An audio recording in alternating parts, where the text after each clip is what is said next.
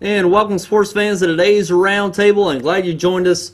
And we've got a lot to get to. A lot of high school basketball taking place this week, even though earlier in the week had a lot of cancellations.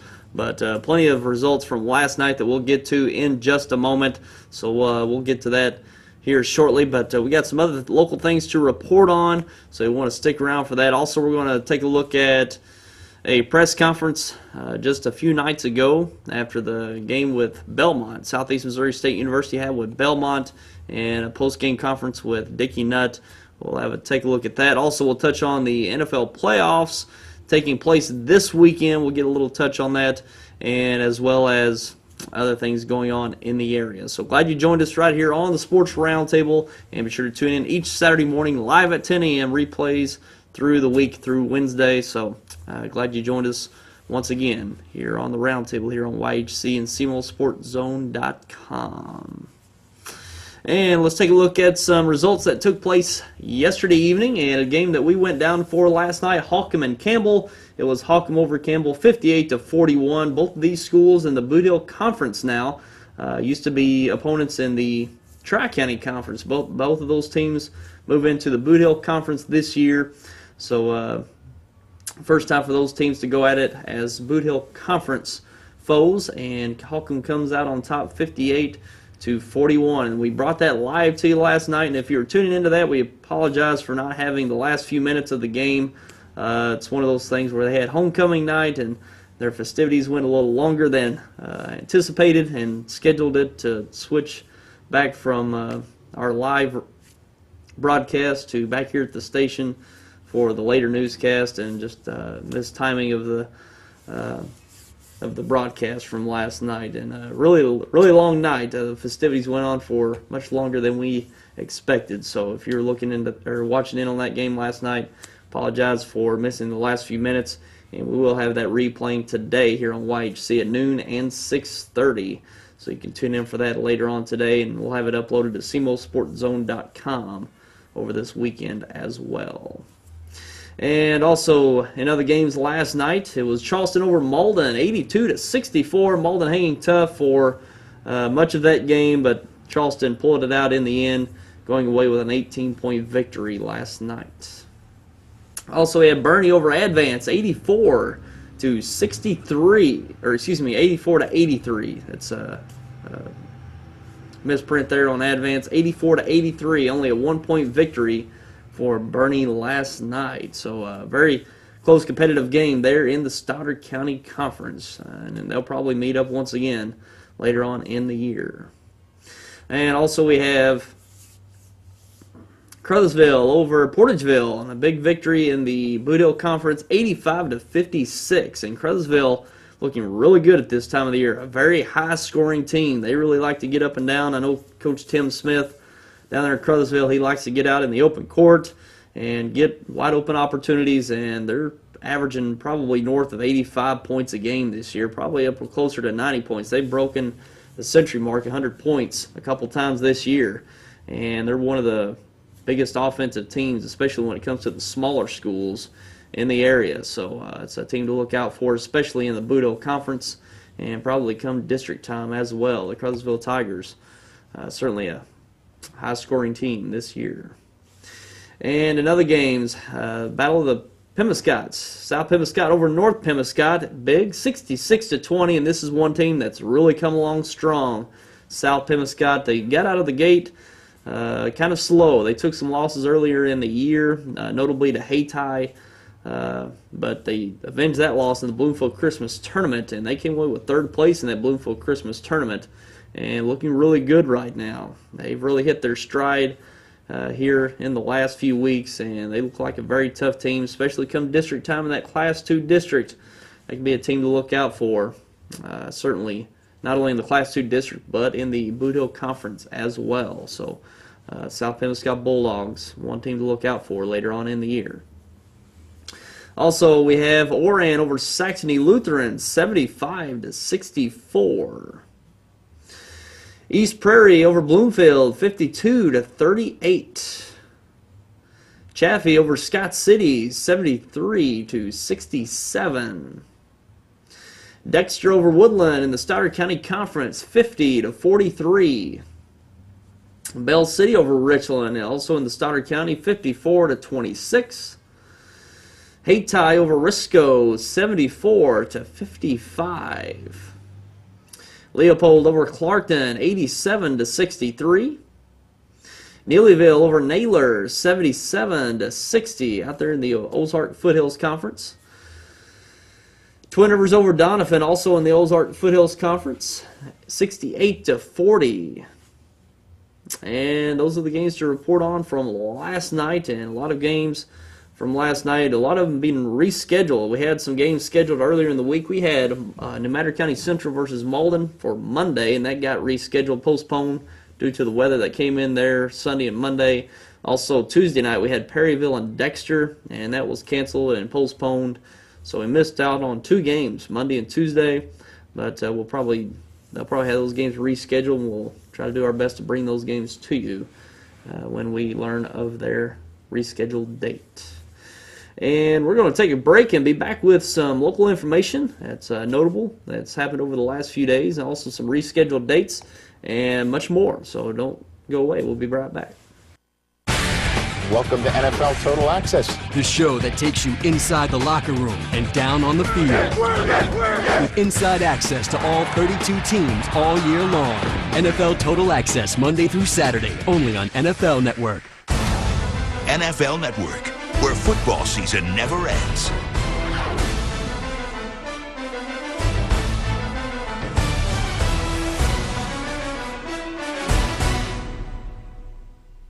I chose Three Rivers College. Caring staff made it easy to enroll. I'm receiving affordable, quality college classes. Day, evening, and online classes let me work college into my schedule. With locations throughout Southeast Missouri and over 200 course offerings, including online courses, Three Rivers can help you earn a college or career technical degree. I chose Three Rivers College. You should too. Enroll today. Learn more at trcc.edu. Three Rivers College. Success starts here. First Midwest Bank Gold Club offers special privileges for our friends who are age 50 or better and have combined deposits of $5,000. Members enjoy trips, cruises, seminars, and picnics along with free personalized bank services. Upcoming trips include Journey Through the Holy Land, Yellowstone in winter, Classic Ireland, and Hawaiian Paradise Cruise. Stop by any First Midwest Bank location to sign up for the Gold Club. It's absolutely free. First Midwest Bank, providing common sense financial solutions every day.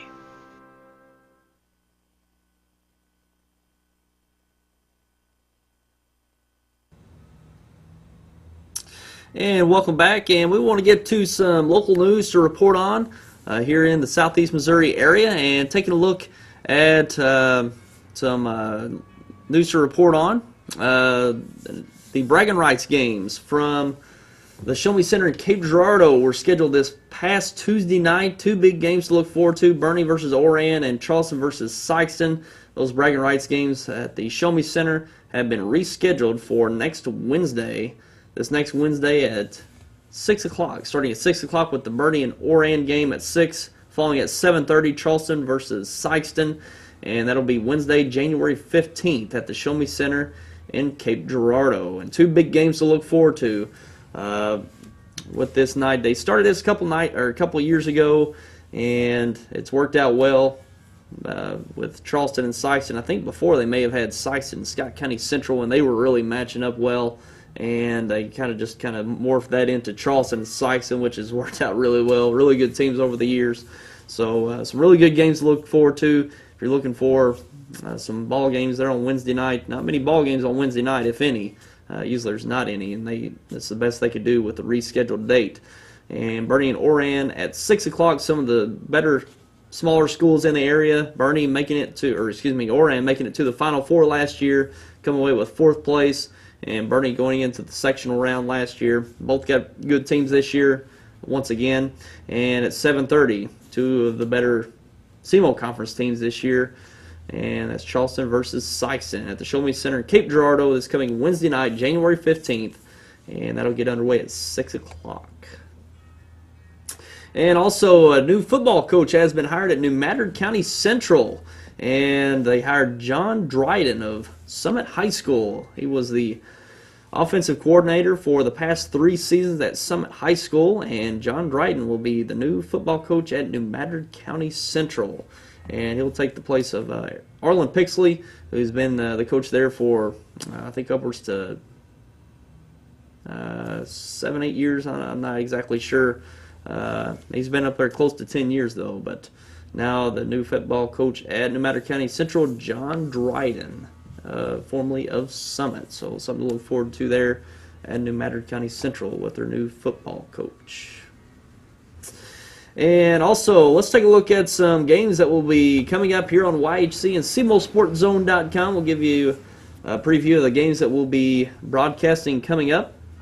And taking a look here at the date, our next date will be Tuesday night. Next Tuesday night, Risco at Clarkton, and that will be live. A big Tri-County Conference matchup coming up next Tuesday night at around 7:30.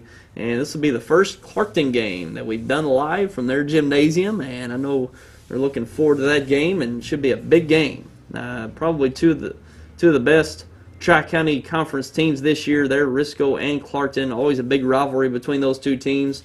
And a credit to New Wave Communications and Reed Morgan down in Clarkton. He's really done a lot for us to get us to go live there in Clarkton. So we'll be looking forward to that Tuesday night, live from Clarkton. Risco versus Clarkton. Big Tri-County Conference matchup. Look forward to that Tuesday night. And Thursday night, the 16th, we've got East Prairie at Clarkton. 2 back-to-back Clarkton games. We'll be live from Clarkton there once again Thursday night. Friday night, we've got Bernie at Dexter, and that'll be live at the Dexter Bearcat Event Center. And always a big rivalry between those two there in the Stoddard County Conference. And you can always expect a good game there between Bernie and Dexter, and that's coming Friday night, the 17th. Now just take a look at the next week, that Monday night, the 20th, Bernie at Holcomb. We're not sure we'll be able to do that one live or not yet. We'll still see on that one. And the next night, Tuesday the 21st, Bernie at Bloomfield, and that will be live there at the Stoddard County Conference. The next, see where I lost my wait here. Friday the 24th, we got New Madrid County Central at Dexter, and that will be live as well. So those are a handful of games to look forward to coming up in the next few weeks. So we've got many more games to go. I know it seems like we've done a lot, especially here lately with the Bloomfield Christmas Tournament, 26 games in 4 days, but we've got, I think following the Christmas Tournament, we've got 27 games remaining right after the Christmas Tournament, so many more to go, and that doesn't include the state tournament games, district and state tournament games we'll do at the end of the year as well. So just to give you a handful of games to look forward to here on YHC and SemoSportZone.com. And now we're going to take a look at a video of Dickey Nutt and the Southeast Missouri State basketball press conference off of their loss to Belmont in the OVC conference just a few nights ago. And we always like to get a look at Dickey Nutt and what he's talking about post-game and their games and their season so far at Southeast Missouri State. One of the better teams in the conference just happened to take a loss to Belmont just the other night. So we're going to take a look at a few minutes of this press conference of Dickey Nutt.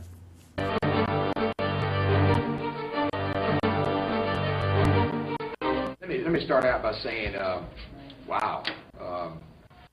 We coming into the game, the one thing that we said was we're hoping that they would miss some shots. Now I know how Austin Peay felt last year when we broke an NCAA record hitting 23s in a game. But the difference is that I didn't feel like we were ever out of the game until the last couple of minutes. I give them a lot of credit. They hit a lot of shots. There's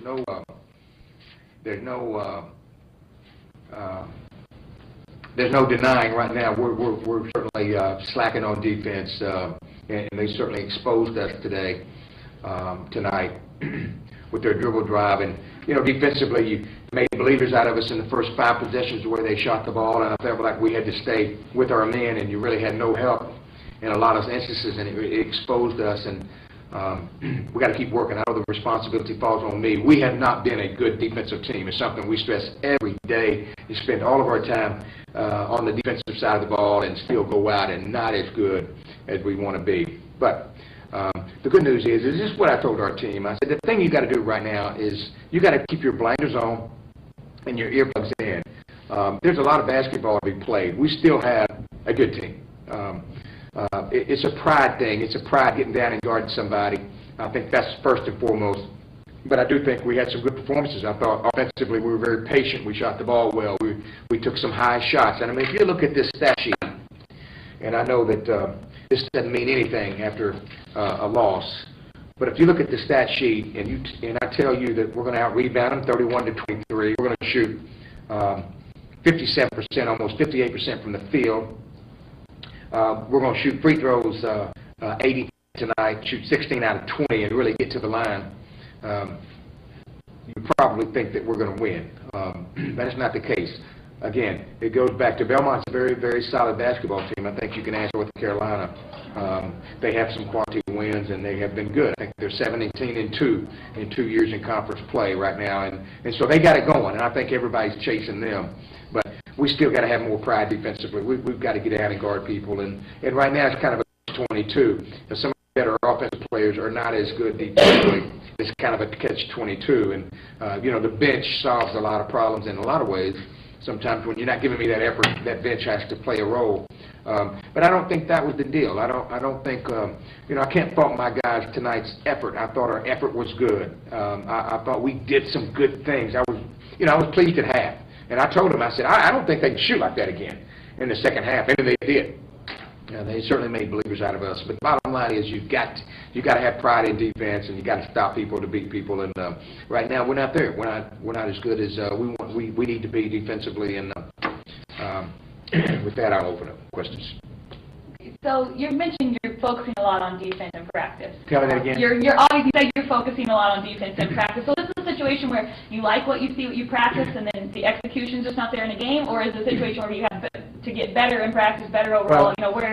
Well, I think that's a great question because I don't really like what I see in practice. Okay.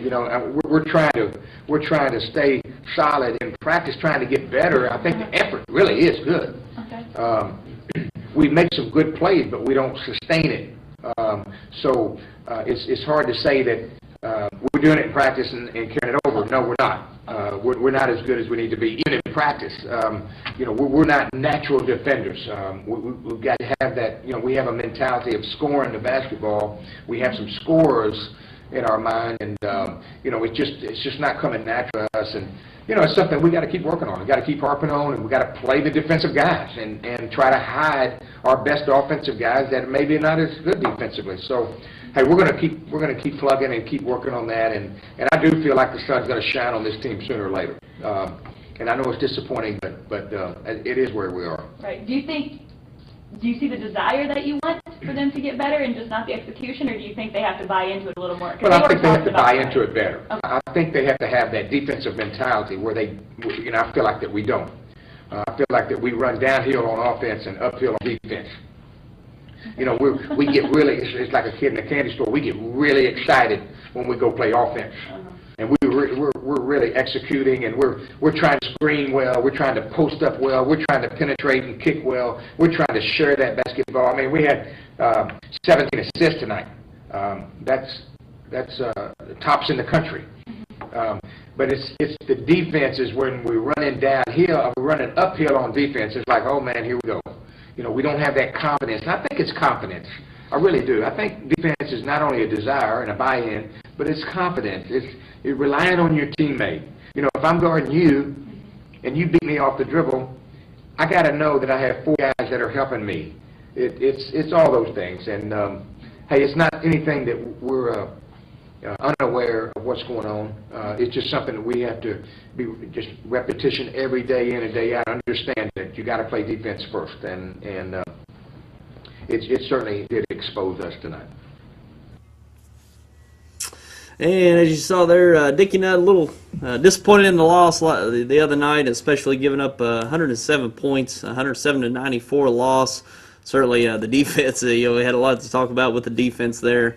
But Southeast Missouri still in a good place there in the OVC. Got a chance to win that conference this year. They were the preseason #1 pick coming into this season. So a lot to look forward to, hopefully, with the Red Hawks season this year. And we're going to take a quick break and be back with more. Don't go away.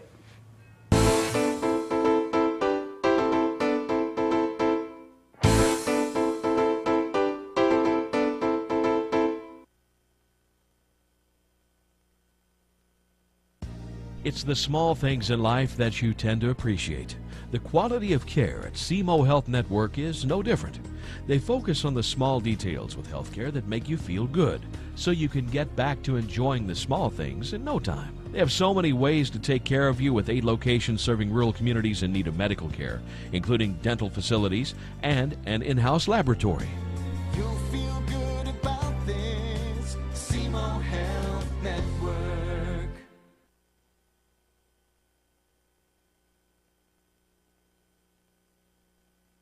What is your emergency? Need assistance at County Road 61 and Highway 9.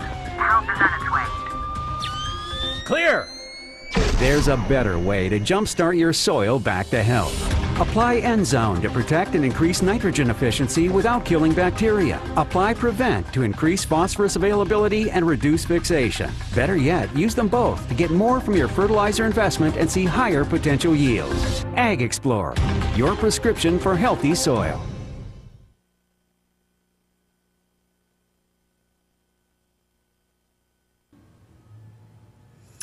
And let's take a look at the NFL playoffs that are getting back underway today in the divisional round. We'll take a look at these matchups. And later on today in the NFC divisional playoffs, today at 3:35, the Seattle Seahawks hosting the New Orleans Saints. And a big matchup there today in Seattle. And these teams matched up earlier in Seattle, and Seattle got the better of the Saints 34-7. And the Saints coming off a nice victory against the Eagles in the wild card round. And you never know. But Seattle Seahawks probably got the best home field advantage in the league. Although they did lose to the Cardinals this year. Broke their undefeated home winning streak. It should be a good game between the Saints and the Seahawks later on today. Now tomorrow at noon, the Carolina Panthers will host the San Francisco 49ers. You could probably say the 49ers probably the hottest team in the NFC, coming off the wild card win against the Green Bay Packers on the road. And should be a good one there between the Panthers and the 49ers tomorrow.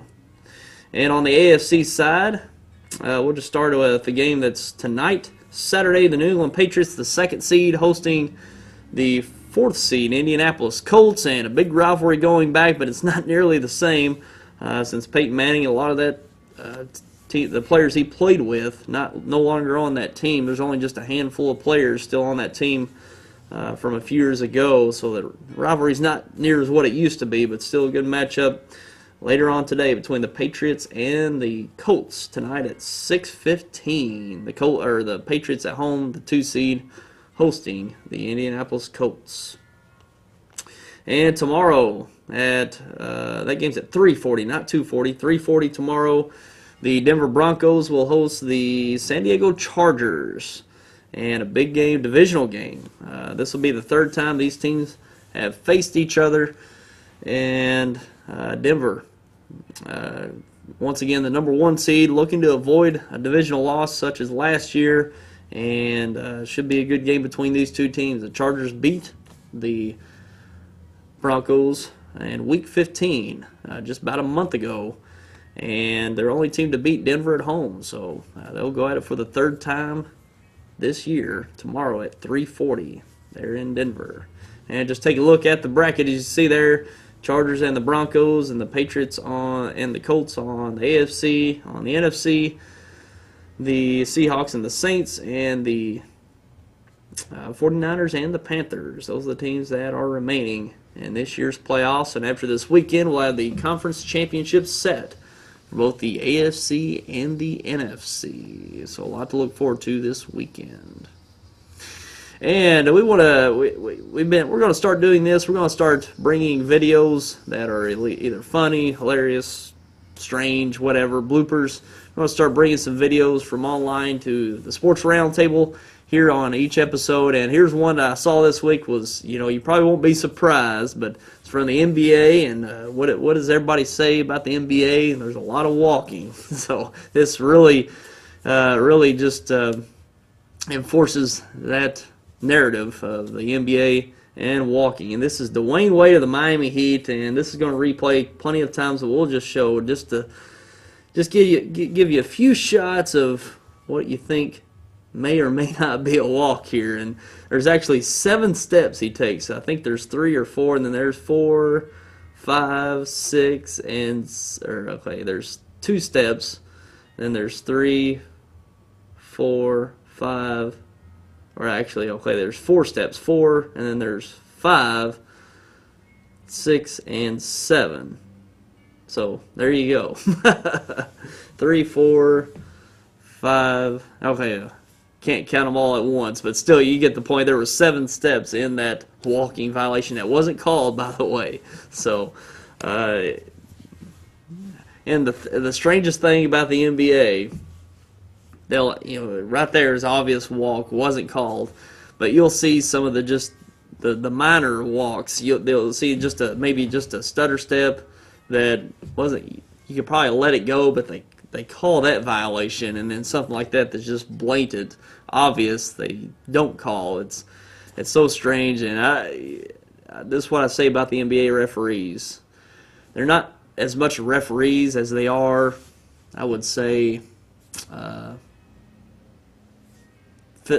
entertainment facilitators. It's you let the small stuff that doesn't really mean much, but some of the more spectacular plays you let go. That's what I kind of think of what NBA referees are. They're not necessarily referees as much as they are entertainment facilitators. You kind of have to let the really nice plays go, and then the other stuff you kind of have to call. But that one right there, there's no spectacular play there. He just took off walking with the ball. But I don't know. It just pretty much enforces the narrative of those play in the NBA. It's no surprise there. But we're gonna start bringing some videos from online. There's always good blooper videos or just strange, funny videos from the sports world that we're gonna start bringing to you here on the Roundtable. And before we go, we want to remind you of our website, SEMOsportzone.com. All the information there that you'll want for Southeast Missouri sports, as well as our live broadcasts. We broadcast all of our live broadcasts through this website. And if you scroll down to the bottom of the page, you want to check out our new forum. And it's a free forum online to exchange ideas, talk about SEMO Sports. And if you go there to that link, just click on that link there, SEMO Sports Talk, that yellow graphic there, and it takes you to our forum. And this is a good way to be on our show here on the Sports Roundtable. In that top forum right there, it'll say click here to be on the Sports Roundtable. You can just sign up for an account there and go to that thread there to send a shout out. You want to mention anything, ask a question, or comment, just go to that thread and place your comment there, and we'll take it from that thread and have your comments right here on the Roundtable. So just go there and sign up for an account, and you can be on our show through our forum if you want to just comment on sports in the area or anything appropriate, of course. Just go to our forum, sign up, and have some fun there on SEMO Sports Talk, exclusively on SEMOsportzone.com. So get involved in our show. You can place your comments there, and we'll have them right here on the Roundtable. So just another feature of SEMOsportzone.com. And that's pretty much all we've got to report on for today. And we appreciate you for tuning in as always, and we'll look forward to having you back with us next week right here for the Roundtable. We'll have many more guests coming up for the remainder of this month, so look forward to that. And until then, I'm Tyler Wagner. Have yourself a great week.